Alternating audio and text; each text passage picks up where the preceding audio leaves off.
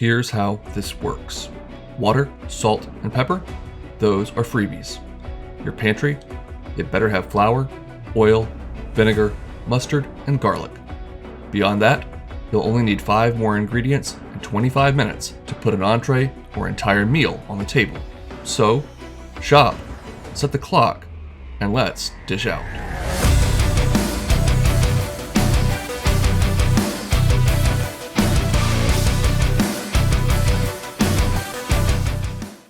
We will require the services of some bone-in center-cut pork chops, a couple of them for 2 people, some green onions, a shallot,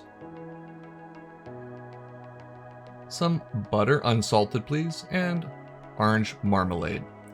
Begin by coating your pork chops in olive oil and giving them a good season with fresh cracked pepper and some kosher salt.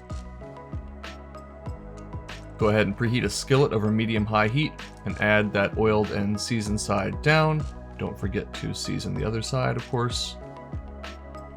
We're going to cook these for 5 to 6 minutes till they develop a nice golden brown crust. But in the meantime, it's time for our weekly green onion porn, and we'll also go ahead and cut up that shallot. Now, if your pork chops are really thick, you may need to cook them and finish them in the oven, but those were thin enough that I can actually just do them in the pan itself.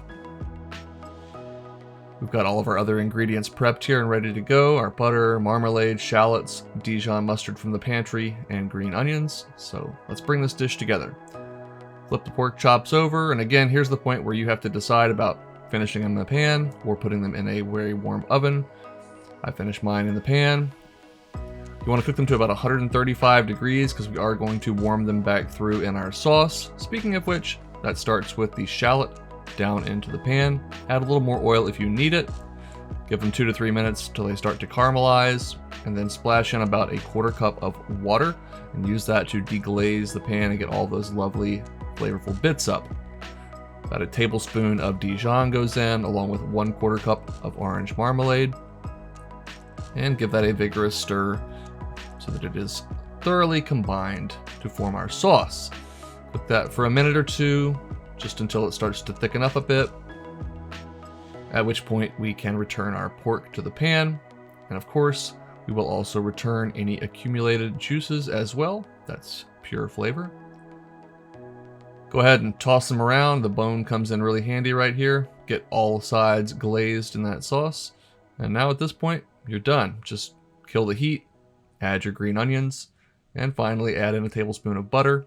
This just really helps to give the glaze a nice sheen, and of course adds richness and flavor to an otherwise pretty lean dish. I'm going to plate this up with some Brussels sprouts, but by all means use the side of your choice. Spoon over a little bit of extra glaze.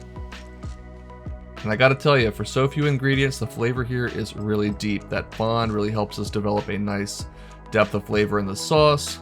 The mustard is tangy. It's a little bit spicy. The green onions and shallot add that nice onion note. And of course, we've cooked our pork to 135 to 140 degrees, so it is juicy. Exhibit A right there. Let's give this a taste.